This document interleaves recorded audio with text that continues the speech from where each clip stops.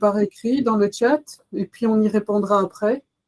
Donc voilà, donc comme ça la présentation sera fluide et puis on regardera après vos questions. Et de toute manière, vous aurez aussi la possibilité par après de toujours nous envoyer, on vous mettra un lien aussi pour que vous puissiez être en contact avec nous aussi si vous avez plus d'informations, plus de renseignements que vous souhaitez avoir. Donc bienvenue dans ce webinaire d'aujourd'hui, dont le titre est « Comment devenir holistique dans sa pratique ». Alors, vas-y.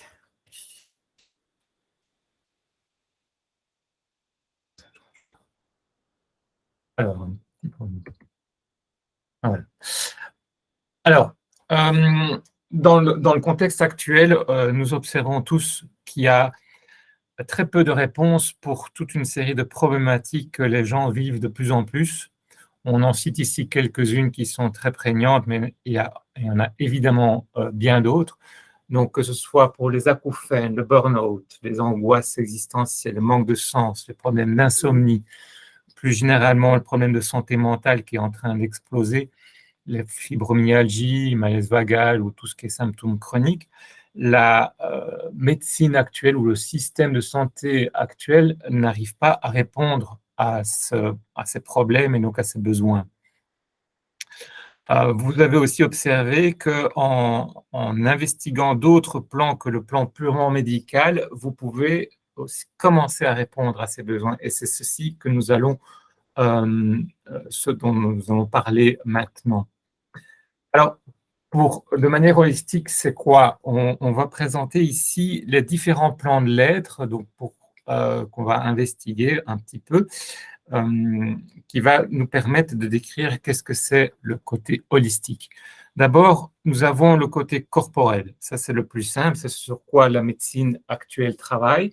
C'est ce qui est unique en temps et en lieu, c'est la matière, c'est notre corps, voilà, c'est notre environnement, c'est ce qui est mesurable, objectivable. Voilà. Ensuite, on a le plan sensitif, c'est-à-dire composé de toutes nos sensations. Déjà, on quitte le côté objectivable, on quitte le côté localisable purement et localisable de la matière. Et on rentre dans une zone où on a une sensation, que ce soit par une sensation extérieure captée par un de nos 5 sens, soit une sensation intérieure captée par ce qu'on appelle la proprioception, c'est-à-dire notre capacité à percevoir notre corps de l'intérieur. Ensuite, on a le plan émotionnel. Une émotion, c'est quoi? C'est une sensation ou un ensemble de sensations qui se mettent en mouvement.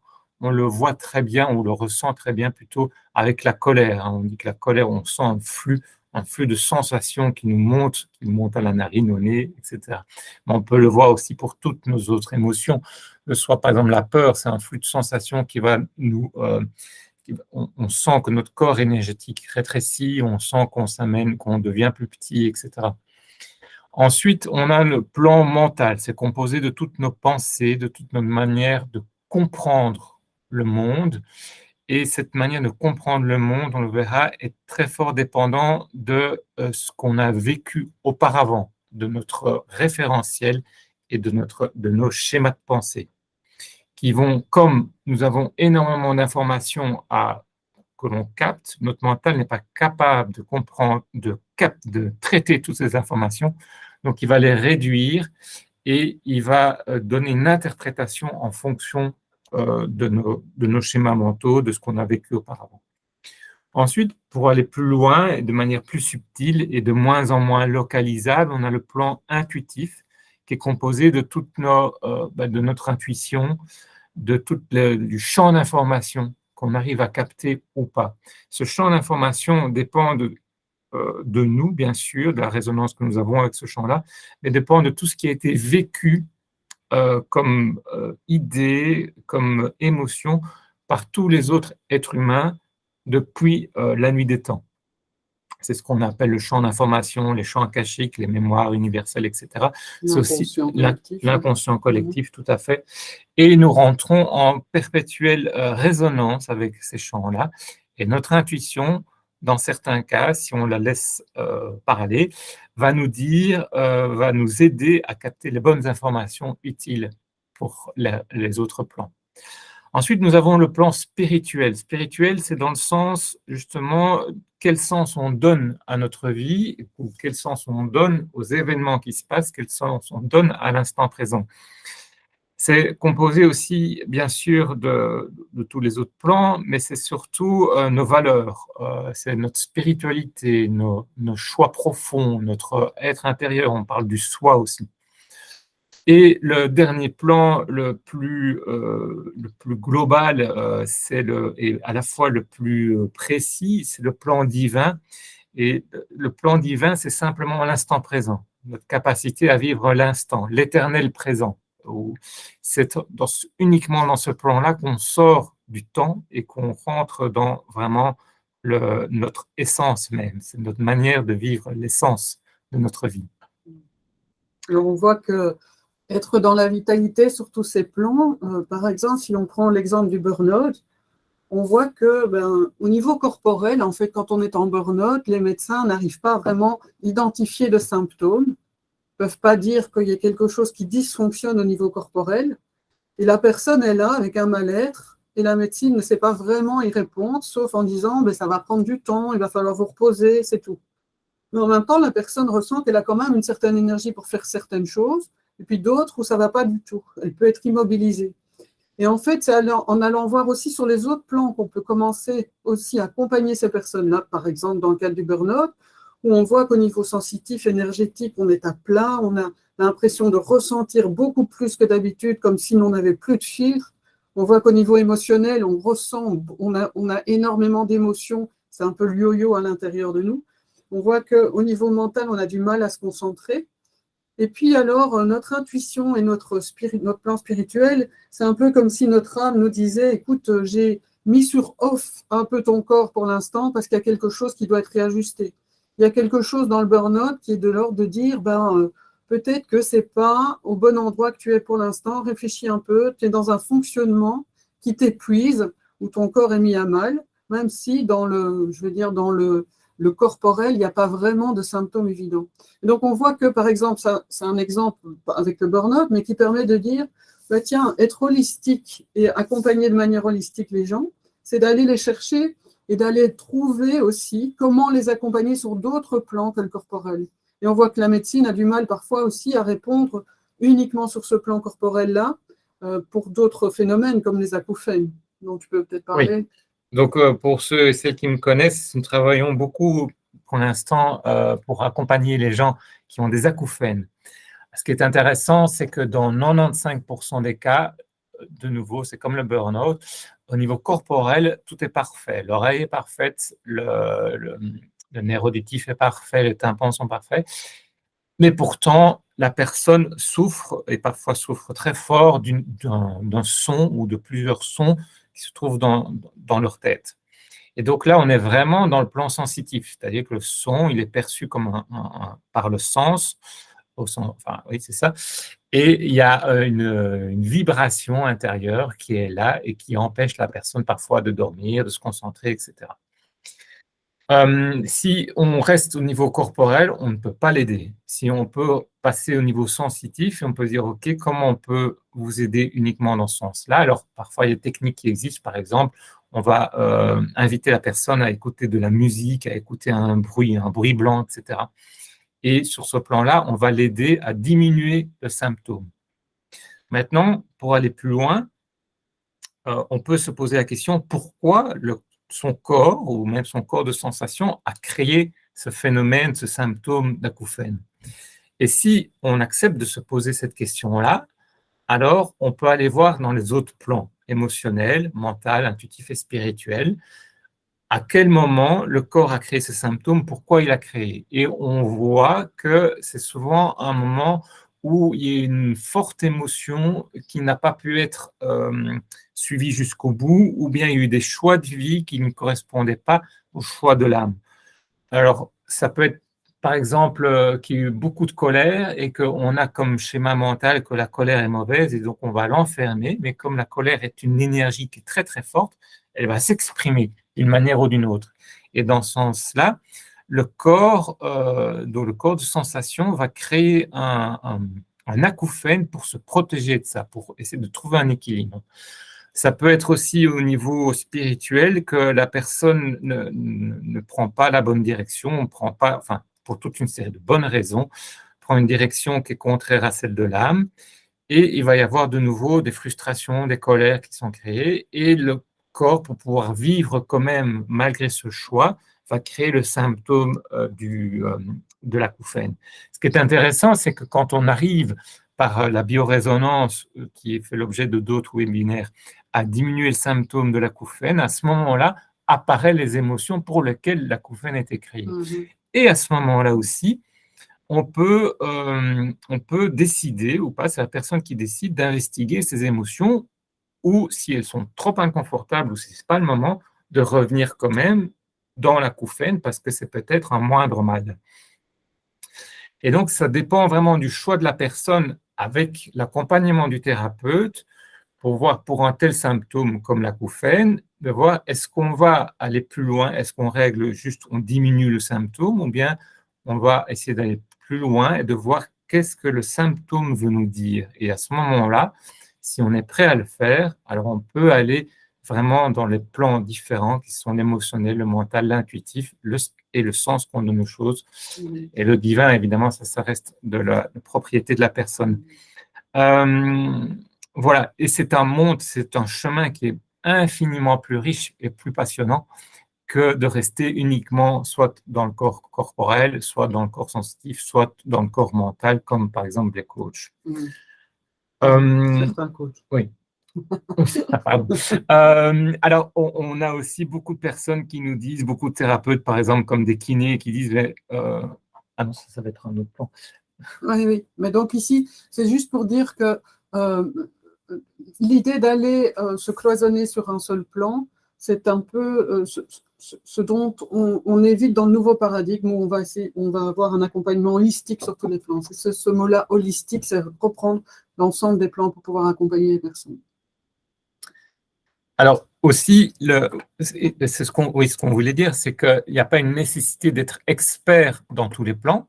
Donc, par exemple, un médecin peut avoir une vision holistique, mais garde son expertise au niveau corporel. Un coach peut garder son expertise, ou un psychologue au niveau mental.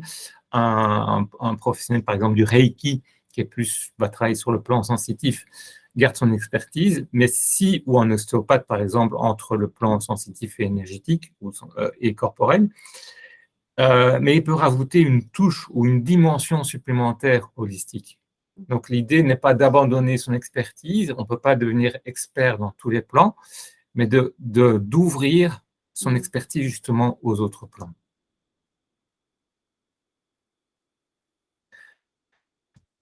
Alors, en tant que thérapeute, où on est d'abord tous thérapeutes pour quelqu'un d'autre, déjà ne plus que pour soi-même, et donc il y a aussi l'idée d'avoir tous ces plans pour soi en tant que thérapeute et de pouvoir développer aussi soi-même son accompagnement sur ces différents plans, de pouvoir aussi proposer quelque chose même sur ces différents plans.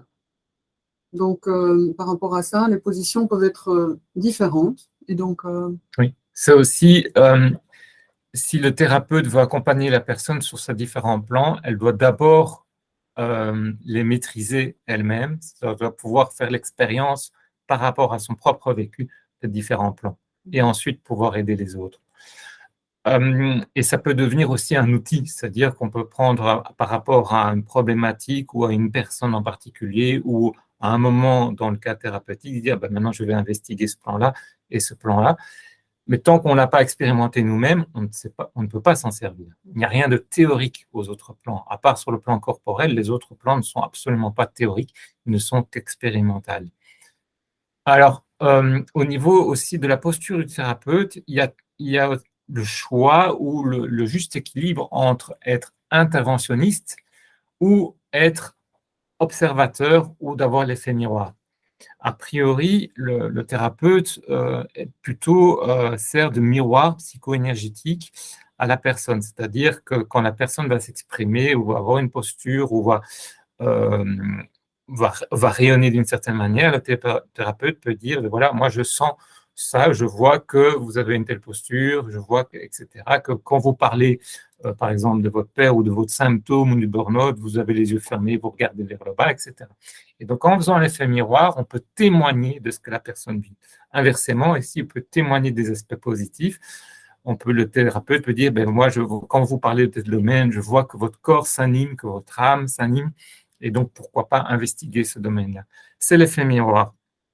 Inversement aussi, dans certains cas, la personne peut s'enfermer dans un schéma et l'effet miroir n'est pas suffisant et il est utile d'être interventionniste, c'est-à-dire de donner une sorte de directive, de donner des consignes, ou de légèrement bousculer les gens ou de remettre en question certaines personnes. Et ce sera vraiment la qualité du thérapeute de pouvoir faire la part des choses, à quel moment il faut être en effet miroir et à quel moment être en intervention. Si je prends un exemple extrême, si une personne se noie, on ne va pas faire l'effet miroir en vous demandant mais pourquoi vous vous noyez, est-ce que c'est un sens de vous noyer? Vous allez d'abord intervenir et la sortir de l'eau et ensuite vous poser des questions. Voilà, donc tout est bon. Alors, ici, on est très fort parfois dans la dualité où pour être thérapeute pour une autre personne, on doit avoir un diplôme, on doit avoir qui est sanctionné par l'État ou par la reconnaissance des autres, ou inversement, on doit avoir un don que les autres n'auraient pas.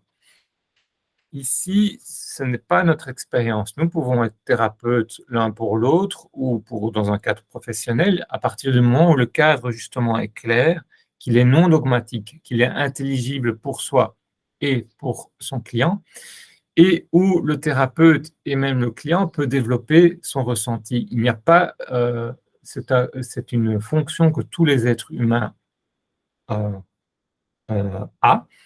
Et si le cadre est clair et si on travaille avec son ressenti et si c'est intelligible, à ce moment-là, les choses peuvent se faire rapidement. Bien sûr, un diplôme peut aider dans certains cas. Bien sûr, un don, c'est quelque chose qu'on exerce, qu'on peut augmenter, c'est quelque chose qu'on aime bien. Et donc, bien sûr, ça peut aider la personne. Mais ce n'est pas réservé à une partie des personnes ou à des personnes exceptionnelles. Nous sommes tous capables d'être thérapeutes.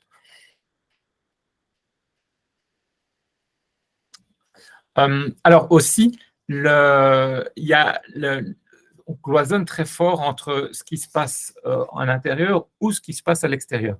Surtout quand je vois, dans le cadre de la géobiologie, par exemple, on peut croire qu'un lieu est mauvais pour soi ou pour tout le monde tout le temps, ou un lieu est bon, j'habite à côté d'un cimetière, c'est dramatique, etc. Non, en fait, un lieu est un potentiel de résonance et la personne a des résonances avec ce lieu qui peuvent être confortables ou inconfortables. Mais dans tous les cas, ça peut soit être confortable, soit amener un travail. Et le problème, et ça peut être la même chose par rapport à une personne dans son environnement de travail, avec une hiérarchie, une équipe, etc. La problématique n'est pas uniquement du côté de la hiérarchie ou uniquement de la personne, ce sont des résonances qui se passent dans le moment, qui peuvent être confortables ou inconfortables à travailler ou à fouiller. À partir du moment où on travaille sur le principe de résonance, on peut aller beaucoup plus loin parce que on peut agir sur notre responsabilité et donc agir aussi sur soi-même. Si on ne voit que l'environnement extérieur, on peut très vite devenir passif. Ou si on ne voit que soi-même, on peut très vite culpabiliser. Donc il y a vraiment une question de résonance, de responsabilité et au final de liberté par rapport à ça. Et on voit que c'est la même chose aussi je reprends l'exemple du burn-out, la personne pourrait dire, si elle est en burn-out, c'est par rapport à son équipe de travail, par rapport à la structure dans laquelle elle était, ou est-ce que c'est juste par rapport à elle, parce qu'elle n'a pas réussi à être performante par rapport à ce qu'on lui demandait? Non, il y a l'idée aussi justement de résonance unique et individuelle dans le cadre aussi de problématiques comme le burn-out.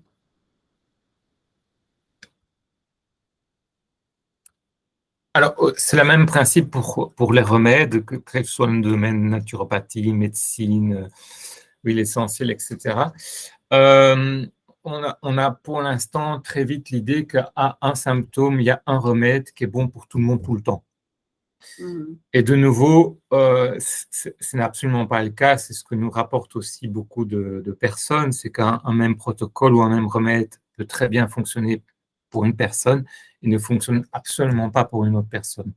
Pourquoi? Parce que si on garde ce principe-là, en fait, on ne travaille que sur le plan corporel. Or, on a vu, il y a tous les autres plans qui rentrent en action. Il y a des émotions derrière, il y a des schémas de pensée qui sont différents d'une personne à l'autre. Il y a des résonances aussi sur le plan intuitif entre le produit, le remède et la personne. Et donc, en allant plus loin dans les champs d'information, dans les champs quantiques que contient ce remède, on peut voir quelles sont les résonances qui peuvent porter pour une personne ou qui peuvent freiner pour une autre personne. Et ça devient extrêmement riche, beaucoup plus passionnant aussi. Mais évidemment, c'est plus difficile, c'est plus personnalisé et ça implique aussi un chemin de la personne et du thérapeute. Ce n'est plus le remède qui va vous sauver, c'est la résonance à investiguer. Donc, c'est la personne qui se sauve elle-même, il n'y a que la personne qui peut se guérir avec l'aide de résonance, avec l'aide de remèdes, avec l'aide de thérapeutes, avec l'aide de l'extérieur, etc. On voit aussi qu'on a pu opposer la science et l'ésotérisme en considérant l'un antagoniste à l'autre, et que donc ici, avec ce nouveau paradigme, l'idée c'est justement de s'appuyer sur les avantages des uns et des autres. Il n'y a plus de cloisonnement. On prend le positif de la science, le positif de l'ésotérisme pour pouvoir justement travailler de manière holistique. Ça ne devient plus quelque chose qui exclut l'un ou l'autre, c'est quelque chose sur lequel on peut, comme deux jambes, avancer de manière équilibrée. Il y a aussi vraiment l'idée actuellement dans le monde, mais c'est en train de changer petit à petit, dans le monde scientifique actuel ou le monde académique scientifique, il y a le présupposé que ce n'est valide que si c'est objectivable, mesurable par différentes personnes, etc. Et mais donc, ça met de côté tout ce qui est justement autre plan, tout ce qui est champ d'information, tout ce qui est champ quantique, tout ce qui est aussi connexion. Inversement, on pourrait dire tout ce qui est ésotérique n'est absolument pas scientifique. Heureusement, de plus en plus, il y a quand même de plus en plus de scientifiques qui se rendent compte que l'expérience qu'on peut décrire de manière scientifique, c'est-à-dire mesurée, dépend aussi de notre manière dont on voit les choses, de notre manière dont on se connecte à un monde plus grand que nous. Et donc, les deux peuvent se combiner de plus en plus. Et il y a beaucoup d'auteurs qui travaillent là-dessus et c'est absolument passionnant et infini. Donc, si on prend le meilleur des deux, c'est-à-dire ce que l'on peut mesurer, on commence petit à petit à voir toutes les implications du monde quantique passionnant qu'il y a sur ce monde ésotérique, c'est-à-dire ce monde ésotérique n'est pas à voir dans le sens péjoratif, mais dans le monde plus subtil, en fait. C'est ça que ça veut dire. Ésotérique, ça veut dire caché, ça veut dire subtil, propre à chacun. C'est plus comme si on devait choisir l'un ou l'autre. Et donc, de nouveau, avoir une vision holistique ou vivre sa thérapie de manière holistique, c'est de pouvoir intégrer les deux, que de pouvoir parler au plan mental avec des arguments scientifiques mais ouverts, avec le scientifique est ouvert sur le monde quantique, et de pouvoir parler sur le plan intuitif et spirituel avec des expériences ou des connexions plus ésotériques. Mais l'un peut aller avec l'autre. De même, le passé versus le futur, les techniques ancestrales de ressenti au niveau énergétique et les nouvelles technologies qui sont, entre autres, comme le Phénix, qui est un appareil, qui est un outil de biorésonance. On réunit les deux et l'un est au service de l'autre. L'un apporte une dimension supplémentaire à l'autre. Le ressenti va toujours être la première chose sur laquelle on va se baser, c'est notre intuition et c'est pouvoir bien le cadrer, pouvoir l'appréhender, avoir confiance dans son ressenti. La nouvelle technologie va venir aider à aller encore plus loin dans une prise de conscience exponentielle par rapport à ce que le ressenti aussi peut apporter. On peut vraiment reprendre une ancienne citation, je pense, de Descartes, qui dit que science sans conscience n'est que ruine de l'âme. Donc effectivement, si la nouvelle technologie remplace le rôle du thérapeute, ça peut être catastrophique. Les nouvelles technologies sont passionnantes et permettent de faire énormément, d'avancer énormément, d'être efficace, etc. Mais ne sera toujours qu'en appui de la présence du thérapeute. Donc la présence du thérapeute, la qualité du thérapeute, la bienveillance du thérapeute sont absolument premières. La nouvelle technologie ne remplacera jamais ça. Et si on pense, alors à ce moment-là, on peut rentrer dans des travers. Donc, avec beaucoup d'humilité, nous pouvons utiliser les nouvelles technologies. Ça peut accélérer vraiment, on l'observe avec le Phoenix, ça peut accélérer le processus, ça peut ouvrir, ça peut aussi aider le plan mental, le mental de la personne à adhérer au niveau chemin, parce qu'on parle avec le plan mental. Ce sera toujours en appui par rapport je dirais à la valeur humaine, profondément humaine du thérapeute. Et ça, nous insistons toujours aussi, même on parlera plus loin de la formation Revive, nous insistons toujours sur la qualité première de l'être humain.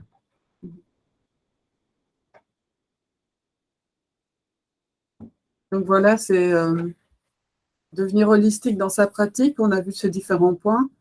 Et ce qu'on voit aussi, c'est que nous, tout naturellement, on a créé une formation qui répond à ces différents points, dans le sens où plusieurs personnes se positionnaient pour justement aller découvrir, en plus de leur pratique déjà existante, comment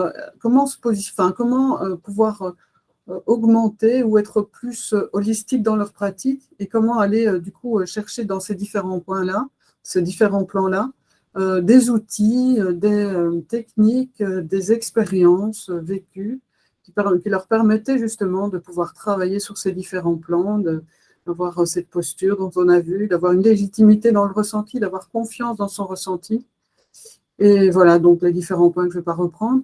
Et donc c'est tout naturellement qu'on s'est, Gauthier et moi, mis dans l'idée de créer cette formation Revive pour pouvoir accompagner sur un temps assez court, dans le fond de 3 mois, en faisant 3 fois 3 jours, des personnes qui ont envie d'avancer sur ce chemin-là. Et donc, cette formation allie les techniques innovantes de biorésonance avec le Phoenix et justement c'est l'ancestral de ressenti corporel. Voilà. Et ces formations-là sont essentiellement expérientielles, c'est-à-dire que chaque personne travaille pour elle, d'abord, fait un chemin intérieur pour elle, et puis après travaille pour les autres, sur tous les plans, à la fois postural, énergétique et sensitif, émotionnel, mental, intuitif, spirituel, pour pouvoir vivre après son propre plan divin. Et d'ailleurs, la Dominique ici présente, qui a participé à la formation Revive de 2022. Voilà, donc il y a d'autres témoignages qui sont aussi sur notre site, vous pourrez aller voir. Alors, qui nous sommes ou pourquoi nous sommes amenés à parler justement de cet accompagnement holistique et même d'avoir organisé cette formation Revive, c'est parce que justement dans nos parcours qui est à la fois très différents et aussi parallèles, nous, avec toutes nos expériences, nous avons pu observer pour nous-mêmes et pour les autres que ce côté holistique était vraiment même plus qu'important, était primordial. Alors, nous sommes tous les deux, Catherine et moi-même, issus du monde universitaire, Catherine plus les sciences humaines et moi les sciences entre guillemets dites exactes, je n'aime pas du tout ce mot, donc plus d'ingénieurs. Nous avons travaillé dans le monde des salariés en tant qu'employés, c'était extrêmement intéressant, on a eu beaucoup d'expériences, mais on s'est très vite senti limité. Et en parallèle, nous avons développé notre ressenti, nous avons observé que le monde n'était pas que mental ou que corporel. Et nous sommes devenus, Catherine coach, thérapeute, moi géobiologue et aussi thérapeute, et nous sommes mis ensemble pour donner ensuite des formations, parce que nous avons vu que nous aimons bien transmettre des formations en géobiologie, en bioénergie relationnelle, en bioénergie ancestrale ou transcendantale. Et aussi en parallèle, là, il y a mon côté ingénieur qui voulait absolument se réveiller, qui se dit, mais tiens, est-ce que ce monde-là est mesurable ou interprétable? Et j'ai développé le Phénix, donc, qui est un outil d'exploration du monde quantique et d'interaction aussi du monde quantique. Et assez vite, on s'est rendu compte que nous voulions, qu'il y avait surtout une demande pour combiner à la fois le côté géobiologie, bioénergie, donc ce monde de sensations, ce monde d'émotions, ce monde aussi d'interprétation, avec le monde du Phénix, pour créer une formation holistique qui s'appelle Revivre, qui est la combinaison de tout ce que nous avons pu vivre. Voilà. Et donc, si vous avez des questions, si vous voulez plus d'informations, vous pouvez aussi prendre des rendez-vous sur le site Phénix pour avoir voilà, soit des démos, soit des discussions. Vous pouvez aussi envoyer des mails, vous pouvez nous contacter de la manière dont vous voulez. Et vous pouvez aussi, parce que nous sommes exactement dans les temps, ça fait une demi-heure que nous parlons, vous pouvez aussi maintenant parler, poser des questions. Je ne sais pas s'il y a des questions dans les commentaires. Non. Voilà, je vais arrêter le partage, comme ça on pourra... Juste vous dire aussi que la formation Revivre suivante commence au mois de mars pour se terminer, le 22 mars pour se terminer le 21 juin. 3 fois 3 jours. Donc, toutes les infos sont sur le site aussi. OK. Est-ce que vous avez des questions par rapport à cette présentation? Est-ce que tout est clair? OK. Alors, je voulais peut-être juste demander, est-ce que j'ai bien compris que cette formation ne se fait uniquement que si on travaille avec le Phénix? Oui, cette formation se fait avec l'outil Phénix, oui. Oui. Donc, si on n'a pas, voilà, soit on se le procure, soit oui. on ne fait pas la formation. Oui, tout à fait. C'est justement aussi c'est dans ce cadre-là, puisqu'on travaille dans ce monde-là, l'outil Phénix permet vraiment de voir ce qui se passe au niveau des champs d'information, quelles sont les trames qui sont présentes dès qu'on est en interaction avec une problématique, avec un vécu, voilà. Et c'est ensuite, avec le Phénix, on va pouvoir travailler sur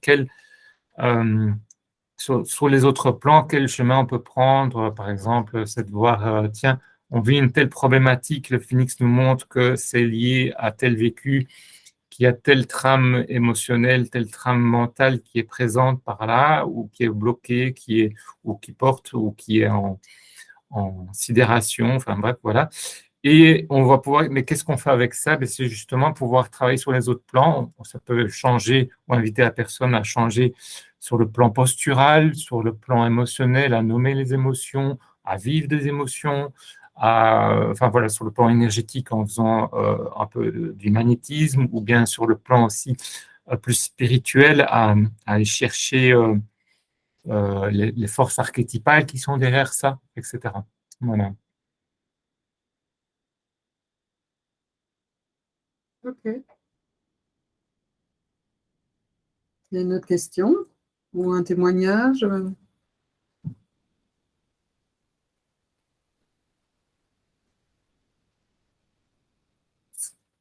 OK. Au final aussi, on se rend compte que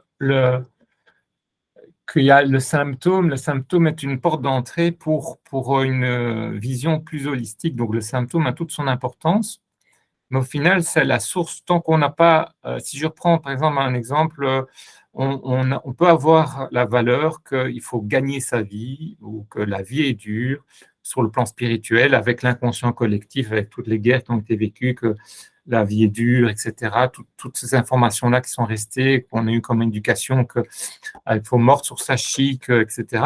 Eh bien, notre cerveau va, c'est une expression belge, hein, mordre sur sa chic, mais notre cerveau va envoyer l'information il faut serrer les dents, et va envoyer l'information aux muscles de serrer les maxillaires, de serrer les dents.